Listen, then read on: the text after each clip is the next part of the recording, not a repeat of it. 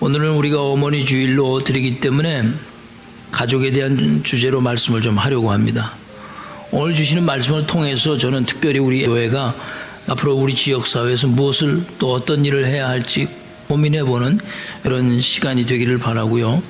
또 이런 고민들이 주님께서 부활 후에 우리에게 주신 그 신앙, 오른쪽 방향으로 가야 한다는 그 방향과도 일치하는 방향이 되기를 간절히 기도해 볼 수 있기를 바랍니다.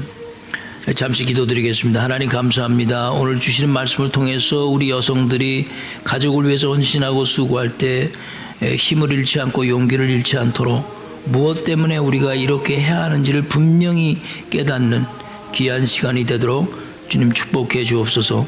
존귀하신 예수 그리스도의 이름으로 기도드립니다. 아멘.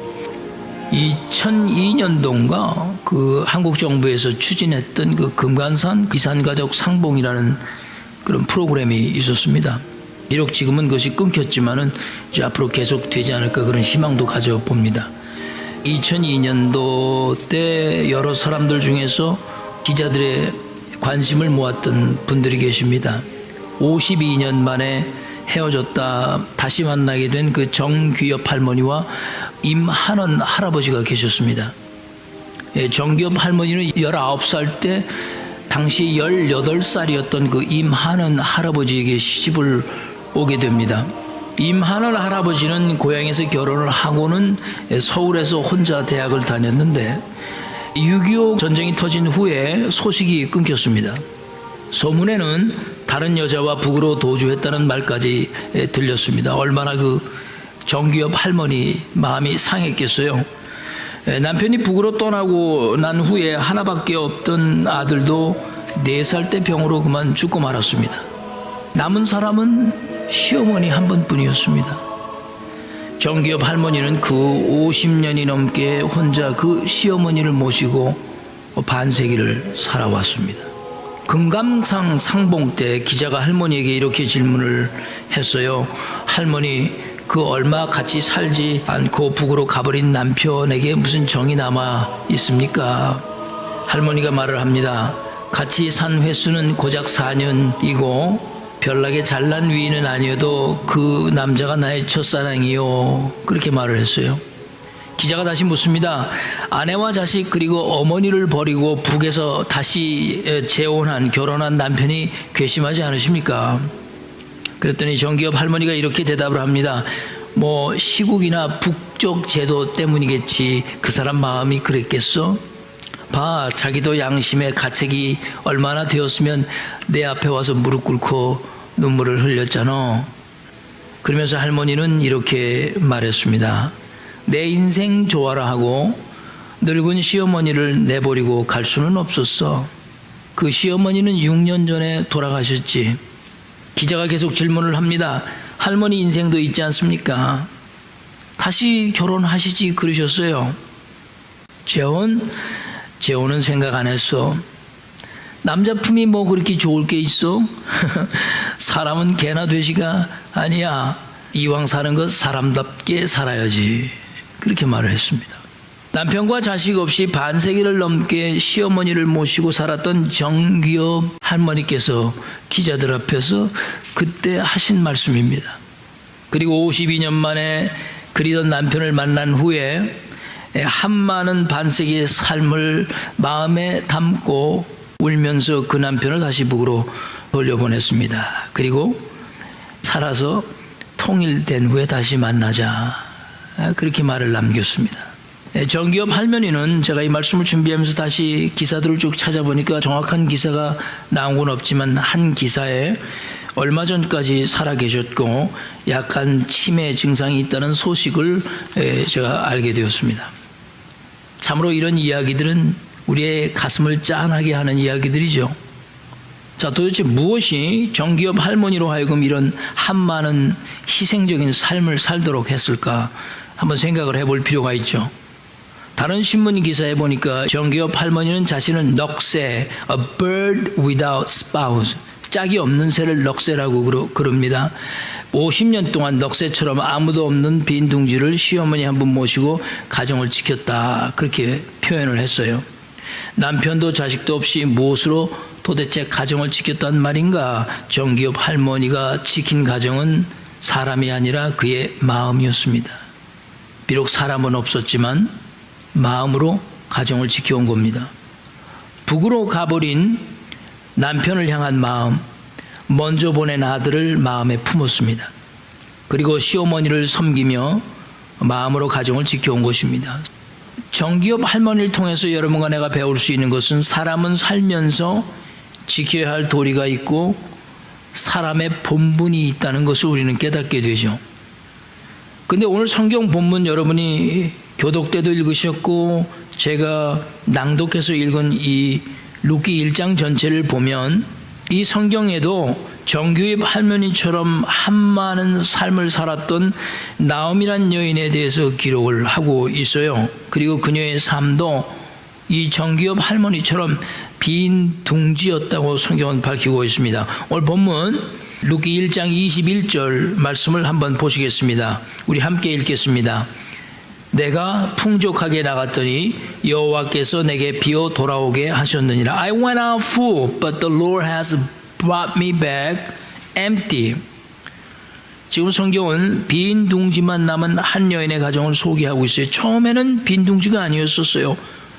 가족이 구성이 될 모든 사람들이 다 있었어요. 남편도 있었고 어머니도 있었고 자식들도 있었습니다. 근데 이 나옴이란 여인도 정기업 할머니처럼 이제 두 여인만 남았어요.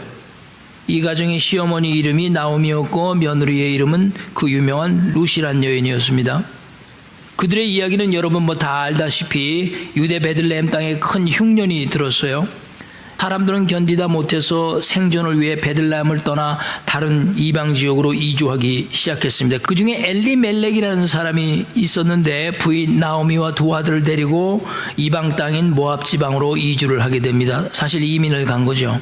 그런데 이주한 후에 남편 엘리멜렉이 갑자기 병들어 죽었어요.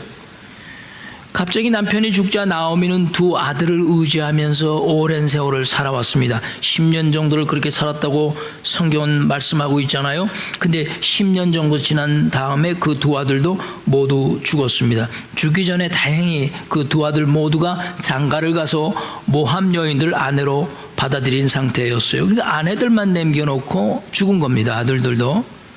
그러니까 어떻게든지 한번 살아보겠다고 가족들이 고향을 떠나 이방 땅에 와서 열심으로 살려고 했는데 남편은 죽고 이제 의지하던 그 두 아들마저 다 죽고 말았어요. 이것이 얼마나 비극적이고 한이 많은 삶이 되었겠습니까? 나오미에게. 그런데 남은 두 며느리 중에 둘째 며느리인 룻이 시어머니인 나오미 곁에 남기를 원했어요. 17절 말씀에 룻의 각오가 어떠했는지를 성경이 잘 기록을 했습니다. 자, 17절 같이 함께 읽어보겠습니다. 시작. 어머니께서 죽으시는 곳에서 나도 죽어 거기 묻힐 것이라. 대단한 각오가 아닐 수가 없어요. 첫째 며느리는 시어머니가 고향으로 돌아가라고 했을 때 나오미에게 입을 맞추고 친정으로 돌아갔습니다. 그렇지만 룻은 돌아가라고 하는 시어머니의 권고에도 불구하고 시어머니와 함께 죽은 남편과 시어머니의 고향인 베들레헴으로 돌아오게 됩니다. 22절 말씀을 보십시오. verse 22. 베들레헴에 돌아올 때 보리 추수가 시작할 때라고 했으니까 아마도 어려웠던 흉년의 시기가 다 지나고 그 베들레헴 지역에는 이제 어느 정도 먹고 살 수 있는 풍년의 시기가 되었다고 볼 수가 있는 거죠. 10년 넘게 다른 이방 땅에서 살다 돌아오는 나오미를 보고 베들레헴 성읍 사람들이 수군대고 떠들기 시작을 했어요. 잘 살아보겠다고 고향을 떠나더니 결국 남편도 잃고 두 아들까지 죽이고 이제 빈 둥지가 되어 고향에 돌아왔다는 겁니다. 그 소리를 들은 나오미가 얼마나 마음이 상했으면 20절 말씀을 보십시오. 20절 verse 20. 자기를 더 이상 나오미라 부르지 말고 그 대신 무엇이라 불러달라 했어요? 마라라고 불러달라고 했어요. 나오미는 달콤함이란 뜻입니다. Sweetness, that's what it means. 마라는 bitterness예요. bitter, 마라는 bitterness. 그러니까 내 인생이 이제는 달콤함에서 쓴물과 같이 되었다, 그런 뜻이 되겠습니다. 이런 나오미의 이야기 속에 숨겨진 우리 모두의 모습이 여기 있는 겁니다. 여러분과 나도 마찬가지예요. 우리 모두가 가정이란 곳에서 인생을 시작합니다. 사람치고 가정이란 곳 없이 인생이 시작된 사람이 사실 없어요. 다 있습니다. 이런 모양이든 저런 모양이든지 그렇게 시작을 합니다. 아버지 엄마 없이 어떻게 우리가 시작이 됐겠어요? 그러나 언젠가 여러분과 나 모두는 홀로 남게 되는 인생을 겪게 되는 겁니다. 이것이 사람의 실제 모습입니다. 부모를 비롯해서 남편과 아내와 자식이 영원히 내 곁에 있어 주지 않는다는 것이 우리 사람들의 현실인 거죠. 언젠가는 사랑하던 아내도 사랑하는 남편과 또 가족을 다 떠나 보내야 할 때가 옵니다. 나이 들면 자식들도 다 자기 갈 길로 가버리면 사실 남는 건 빈 둥지밖에 없습니다. 이런 현실을 사람들은 피할 수가 없습니다. 그때 여러분과 나는 어떻게 될까요? 그것을 오늘 주님께서 이 나호미를 통해서 여러분과 나에게 보여주고 계신 겁니다. 여러분 곁에 영원히 남아줄 사람이 과연 누구일까? 성경은 아무도 없다 그렇게 말씀하는 거예요. 이것이 인간이 가진 슬픈 이야기입니다. 물론 많은 사람들이 부인하겠죠. 그렇지 않다고 얘기하겠죠. 그러나 성경은 그것이 인간의 현실이라고 말씀하고 있습니다. 가족에 관련된 행복한 이야기들도 많지만 사실상 불행한 이야기들이 더 많습니다. 영국의 이스트본이라는 지역에 가보면 그 이스트본은 서쪽의 제일 끝이라고 말하기도 하죠.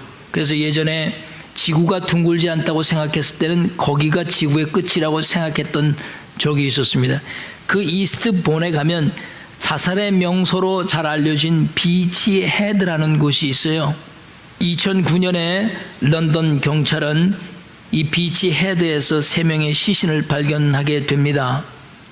닐 푸닉이라는 남편과 일본인 아내 가즈미 부부가 5살 난 아들과 함께 동반 자살을 한 사건입니다. 그들은 왜 그런 비극적인 선택을 했을까요? 그 부부의 5살 난 아들은 폐렴구균 수막염 희귀의 병을 갖게 되었는데 균이 들어와서 결국 뇌까지 침투하게 되는 거죠. 그래서 아들에게 회복의 희망이 없다는 의료진의 결과가 결국 나오게 됩니다.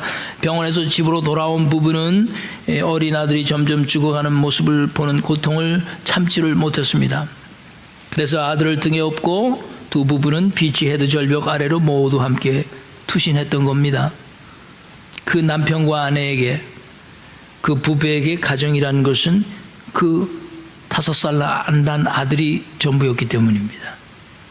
2010년 1월자 미주 한국일보에 보면 이민사회의 노인 자살이라는 제목으로 기사가 실렸어요. 여러 기사 중에서 제 기억에 남는 기사는 웨스트 할리우드에서 50대 딸이 80대 어머니를 모시고 살다가 그 어머니가 나이 들어 세상을 떠나게 되자 그 노모를 따라 자살한 케이스를 소개했었습니다.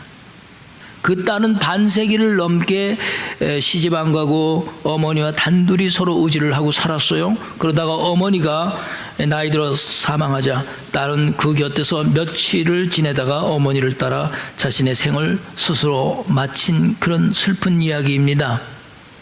그 딸에게 있어서 가정은 그 어머니가 전부였기 때문입니다. 이런 경우를 심리의학에서는 빈둥지 신드롬이라고 해요. empty syndrome이라고 표현하기도 합니다. 그들은 아들이나 어머니 없이는 아무것도 없는 가정을 지킬 힘이 없다고 판단을 한 거죠. 몇 년 전입니다만 뉴욕의 한인 부부가 신병을 비관해서 동반 자살했다는 기사가 실린 적이 있었습니다. 79세의 남편은 암으로 투병 중이었는데 78세의 부인은 중풍으로 수년째 몸져 누워 있었는데 부인의 병을 수발하던 그 남편이 병에 걸려 이제 곧 죽게 되자 더 이상 살 용기가 나지 않았던 거죠. 그래서 본인들이나 자녀들을 위해서 차라리 죽는 것이 낫다고 판단을 해서 그는 아내를 죽인 후 자신도 목숨을 끊었던 불행한 사건이 보도된 적이 있었습니다. 이것은 오늘날 우리가 접하는 불행한 가족에 관한 신문 사명 기사의 내용들입니다. 이것 말고도 수많은 내용들이 있고 알려지지 않은 내용들이 있습니다. 왜 이런 비극적인 일들이 가정에서 벌어지는 것일까요? 또 여러분과 나도 언젠가는 이런 비슷한 경험을 할 때 과연 우리는 이것을 어떻게 이겨낼 수 있을까요? 이런 문제에 대해서 한국의 호소대학교의 김영수 교수가 흥미로운 논문을 발표했는데 제가 그걸 읽어봤어요. 제목이 뭐냐면 노인 자살과 예방 대책에 관한 보고서인데요. 그분의 논문에 의하면 노인들의 자살 원인은 사회 통합적 요소가 약화된 것이 특유한 원인을 밝혀냈습니다. 무슨 말이냐 하면 사람들이 사회에서 다양한 지위와 역할을 담당하고 살아오다가 열심히 일하고 살아오다가 갑자기 은퇴를 하고 나면 그 역할과 기능이 상실된다는 거죠. 그런 사회에서 역할 상실로 인해서 사회의 관계성이나 또는 사회적 교류가 감소돼 가는 것이 자살의 원인 중에 하나라고 보는 겁니다. 또 다른 원인은 가족들인데 특별히 오늘날 발달해가는 이 핵가족 현상으로 인해서 가족 통합의 역할이 축소돼 가는 것을 돕고 노인들이 많아지는 이유를 거기에 들었고 노인들의 자살 원인으로 들고 있는 겁니다. 여기서 지금 말하는 이 가족 통합의 약화라는 뜻은 나이든 부모나 노인들이 홀로 남게 되었을 때 어려움을 당할 때 털어놓고 얘기하고 의지할 대상이 이제 없어졌다는 거죠. 여러분과 나도 알다시피 사람들은 사회적인 동물이기 때문에 사람은 누구에게나 의존을 해야 하고 또 그 의존의 대상이 없어지면 살아갈 희망이 없다고 쉽게 생각되고 판단되는 경우가 있다는 것입니다. 오늘 여러분이 읽으신 이 본문에도 인생의 가장 황금기에 남편을 잃은 젊은 여인 룻이라는 여인을 보았고 또 이방 땅에서 이민해서 열심히 잘 살아보려고 했는데 남편과 두 아들을 잃은 나오미란 여인을 우리가 본 겁니다. 이런 상실의 경험을 가지고 있는 사람들 아닙니까? 그렇다면 그들은 이런 상실과 외로움을 도대체 어떻게 극복해 나갔을까요? 여러분과 저에게 중요한 그 요소들을 가르쳐 주는 거죠. 먼저 시어머니 나오미가 두 며느리를 위해서 마음으로 내린 결정이 무엇인지를 먼저 살펴보고 가는 게 좋을 것 같습니다. 자, 15절 말씀을 읽겠습니다. verse 15. 자, 같이 읽습니다. 시작. 나오미가 또 이르되 보라 내 동서는 그의 백성과 그의 신들에게로 돌아가나니 너도 너의 동서를 따라 돌아가라 하니. 이 말씀이 그냥 단순한 말씀인 것 같지만 영적으로 아주 중요한 말씀들이 숨어 있어요. 나오미는 아들들이 죽자 며느들에게 친정으로 고향으로 돌아가라고 권면을 했어요. 그러자 14절에 보니까 큰 동서 오르바는 고마워하면서 시어머니에게 입맞추고 고향으로 돌아갔습니다. 새로운 인생을 살게 된 거죠. 그러나 16절에 보시면 둘째 며느리 룻은 돌아가기를 거절했다고 성경이 말씀합니다. 그렇다면 이 룻은 왜 큰 동서인 오르바처럼 시어머니가 고향으로 돌아가라고 했을 때 아멘 하고 그냥 고향으로 돌아가서 새로운 삶을 살지 않았을까요? 새로운 인생을 시작할 수 있는 기회가 주어졌고 아직도 젊기 때문에 다시 시작하면 인생이 달라질 수도 있지 않았겠습니까? 시어머니께서 가라고 했으니까 가도 윤리적으로 하나도 문제될 것이 없는 겁니다. 그런데 룻은 왜 떠나지 않았을까요? 이 질문은 시어머니 한 분을 모시고 반평생을 살았던 정규엽 할머니에게도 적용되는 질문이기도 합니다. 그러나 정규엽 할머니와 룻과의 사이에는 엄청난 차이가 있습니다. 저는 정규엽 할머니가 살았던 그 삶이 잘못됐다는 얘기가 절대 아닙니다. 마땅히 칭찬받아야 합니다. 상 받아야 합니다. 정규엽 할머니는 왜 떠나지 않았습니까? 정규엽 할머니께서 하신 중요한 말씀이 있었어요. 사람에게는 지켜야 할 도리가 있다. 이 사람의 도리를 지킨 정규엽 할머니는 마땅히 존경받아야 합니다. 그런데 룻은 도대체 무엇이라고 말했을까요? 룻도 정규엽 할머니처럼 사람의 도리를 지키기 위해 시어머니를 떠나지 않겠다고 말을 했을까요? 우리는 이 룻의 고백을 통해서 감동적인 사실을 발견하게 되는데 이것이 여러분과 나에게 필요한 것이죠.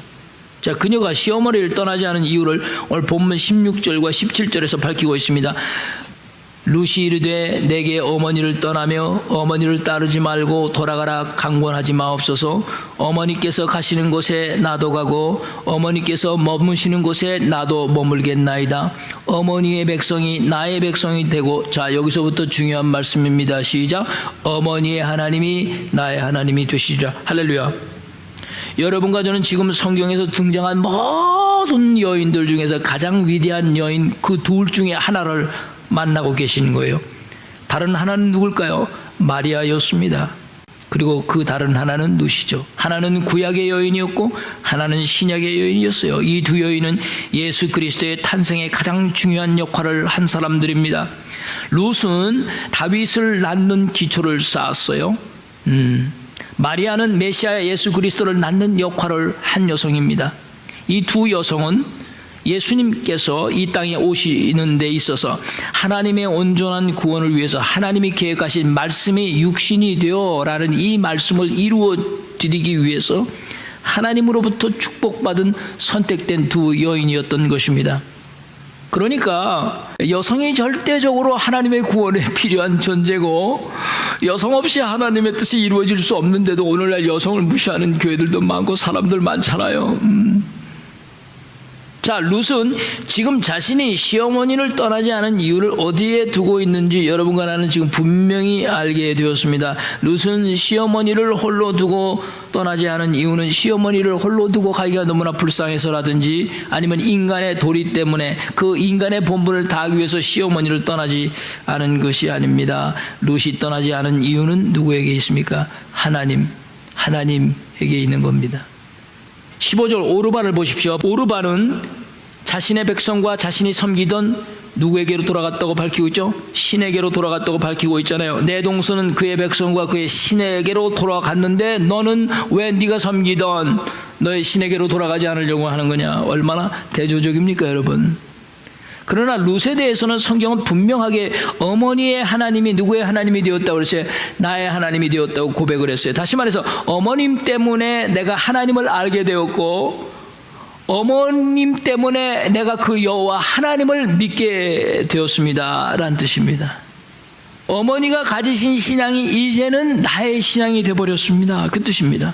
룻은 어머니 때문에 내가 어머니 곁에 남는 것이 아닙니다. 하나님 때문에 내가 어머니 곁에 남는 것입니다. 그렇게 말씀하는 거예요. 그러니까 이것을 여러분과 내가 정확하게 이해를 하려면 사람은 사람을 의존해서 사는 존재가 아니라는 것을 지금 룻을 통해서 선포하고 있는 거예요. 사람은 절대 사람을 의존해서 살다간 결코 낙심하고 실망의 연속이 될 것이다 라고 말하는 거예요. 내가 하나님을 모르고 이방 여인으로 이방신을 섬기며 살 때는 나는 사람 때문에 살았습니다. 그래, 하나님 알기 전에는 나에게 하나님이 중요한 게 아니고 사람이 중요했습니다. 그 얘기를 하는 거예요. 아버지가 안 계시면 불안했고, 아버지가 오시지 않으면 가정이 걱정되었고, 어머니가 안 계시면 의지할 것이 없어서 불안했고 못 살 것 같은 생각이 들었습니다. 형제 자매가 없으면 외롭고 친구들이 없으면 공허했습니다. 하나님을 알기 전에, 그분을 믿기 전에 나는 사람이 절대적으로 필요했고 그 사람 때문에 내가 살고 있는 것 같았습니다. 사람이 있으면 기뻤고 사람이 없으면 난 슬펐습니다. 그런데 내가 어머니를 만나고 하나님을 알고 하나님을 만나고 난 후 그 하나님을 믿게 된 후에는 나는 하나님을 의존하며 살아가는 존재가 되었습니다. 그 뜻입니다. 그래서 젊은 나이에 내가 비록 남편을 잃었지만 그래도 나는 이제 살 수가 있습니다. 왜냐고요? 바로 그 주님 때문입니다. 그 하나님 때문입니다. 룻이 왜 다윗의 할머니가 된 줄 이제 아셨겠죠? 오늘 이 룻의 고백이 여러분과 나의 고백이 되기를 축복합니다. 여러분과 내가 비록 홀로 남게 될 거예요. 그래도 여러분과 내가 살 수 있는 이유는 하나님 때문입니다. 지금 함께 살고 있는 나의 가족 때문에 내가 사는 것이 아니라, 대부분의 사람들은 그렇게 생각하겠죠. 내가 우리 가족들 때문에 산다고 생각하지만 사실상은 여러분과 나는 하나님 때문에 지금 내가 가족과 함께 살고 있는 겁니다. 제가 오래전에 어느 교회에서 목회할 때 신앙생활 열심히 잘 하시던 장로님이 계셨는데 갑자기 집에서 피를 토하고 폐암으로 돌아가셨어요. 병원에 가서 시체 처리를 해야 되는데 병원이 시체를 내주질 않는 겁니다. 그래서 알아보니까 함께 사시던 권사님이 본처가 아닌 거예요. 그냥 결혼도 안 하고 동거를 하시면서 살았던 거죠. 뭐 그 사실을 알고 있던 사람은 교회에 아무도 없었습니다. 그 일을 통해서 자연히 알게 된 거죠. 그래서 아무도 시체를 찾아갈 권리가 없는 겁니다. 아내가 없으니 그 다음은 자녀들이 순서입니다. 자녀가 있어서 자녀가 와서 사인을 해야 시체를 찾아갈 수 있습니다. 만약에 자식이 없으면 그 다음 순서는 누가 될까요? 부모님들입니다. 그래, 이미 우리가 나이가 들면 부모님들 다 안 계실 테니까 그 다음 순서는 형제와 자매에게로 돌아가는 것입니다. 세상은 이런 인간적인 관계의 순서대로 인간관계의 중요성을 규정합니다. 죽을 때도 사람이 필요하다는 거예요. 왜냐하면 사람은 결코 혼자 있을 수가 없기 때문에, 누군가 가족이 분명히 있기 때문입니다. 그래서 그렇게 중요하다고 생각하는 사람이 없어지니까 사람들이 희망을 잃고 때로는 죽음을 택하기도 하는 것입니다.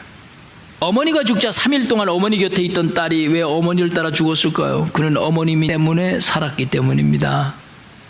자식을 잃은 부모들이 왜 아들을 등에 업고 죽음의 절벽 아래로 동반자살을 했을까요? 그 아들 때문에 살았기 때문입니다. 세상은 아주 교묘하게 사람 때문에 여러분과 내가 사는 것이라고 말을 합니다. 그리고 사람들은 사람 때문에, 가족 때문에 사는 것이라고 생각하게 하죠. 그래서 사람이 없어지면 방황하게 되는 것입니다. 시어머니 나오미도 자기 자신이 겪은 그 상실의 아픔, 그 한을 며느리들에게 물려주지 않고 싶었던 것입니다. 그들이 평생 자기처럼 빈 둥지를 지키는 넉새처럼 살기를 원치 않았던 거죠. 그래서 그들을 고향으로 돌려보내려 했던 것입니다. 그러나 하나님의 뜻은 나오미의 인간적인 생각과는 달랐어요. 항상 그게 문제 아니에요? 우리의 생각과 하나님의 생각이 다르다고 하시는 거. 하나님은 룻을 택하셨습니다.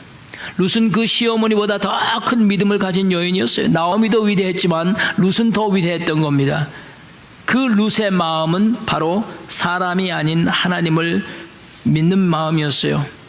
룻이 가진 믿음은 사람 때문에 하나님을 믿는, 그래서 언젠가는 깨질 그런 믿음이 아니었던 겁니다. 룻은 하나님 때문에 시어머니를 떠나지 않았던 거예요. 그래서 그 믿음이 든든했고 그 믿음이 흔들리지 않았고 그 믿음이 굳셌던 것입니다. 17절에 룻의 믿음을 한번 보십시오. verse 17 뭐라고 고백을 했습니까? 어머니께서 죽으시는 곳에서 나도 죽어 거기 묻힐 것이라. 만일 내가 죽는 일 외에 어머니를 떠나면 여호와께서 내게 벌을 내리시고 더 내리시기를 원하나이다 하는지라. 이것은 하나님께서 시어머니를 떠나면 벌을 주실 하나님이란 뜻이 아니고요, 하나님께서 정말 벌을 내리실 것이란 뜻이 아니고 절대 어머니를 내가 떠나지 않겠다는 나의 각오를 얘기하고 있는 거예요. 사랑하는 성도 여러분, 어머니 주일 맞이해서 오늘 제 말씀 정리를 할게요. 우리 믿는 사람들은 부모님이시기 때문에 부모를 공경하는 것이 절대 아닙니다. 내가 섬기고 믿는 하나님을 믿기 때문에 그 분의 말씀대로 부모를 공경하는 겁니다. 인간의 도리를 다하기 위해서 부모를 공경하는 사람들이 그리스도인들이 아닙니다. 우리는 하나님 때문에 부모님을 공경하고 자녀들을 사랑하는 거죠. 내 자식이 나를 닮고 예뻐서 그를 돌보고 사랑하는 것이 절대 아닙니다. 하나님께서 자녀를 사랑하고 양육하라고 나에게 그 자녀들을 맡겨주셨기 때문에 하나님 때문에 그 자녀를 책임지고 사랑하는 겁니다. 그리고 하나님께서 한번 맺어준 언약적 관계인 부모와 자식과 그리고 남편 그리고 아내와 형제와 자매의 관계를 사람의 도리로서가 아니라 하나님이 주신 중요한 관계이기 때문에 그들을 사랑하고 보호하고 그들을 지키는 것입니다. 비록 언젠가는 남편도 아내도 다 떠날 것입니다. 형제와 자매도 그리고 자식마저도 다 떠납니다. 그래서 빈 둥지가 될 것입니다. 분명히 그렇게 됩니다. 사람은 끝까지 사람으로 만족할 수 없고 오직 하나님을 믿는 신앙 안에서 우리는 살아가야 하는 것입니다. 그런데 며느리만 그런 게 아니고 시어머니 나오미도 큰 축복을 받았습니다. 룻기 4장 15절 보면 마지막 부분에 밝히고 있어요. 두 아들을 잃었지만 7명의 아들보다 더 나은 며느리를 가진 여인으로 그녀를 축복했습니다. 나오미와 룻의 가정은 세상 보기에는 빈둥지였습니다. 그러나 하나님 중심으로 살았던 가정입니다. 그러므로 이 가정은 사람으로 지켜진 가정이 아니라 하나님에 대한 믿음으로 지켜진 가정이었습니다. 이 시대에 홀로 독거하는 많은 분들이 계십니다. 우리 주위에도 또 빈 둥지를 지키는 많은 외로운 홀로 사시는 분들이 계십니다. 과연 그들을 위해 교회가 무엇을 할 수 있을까 고민해 볼 필요가 있죠.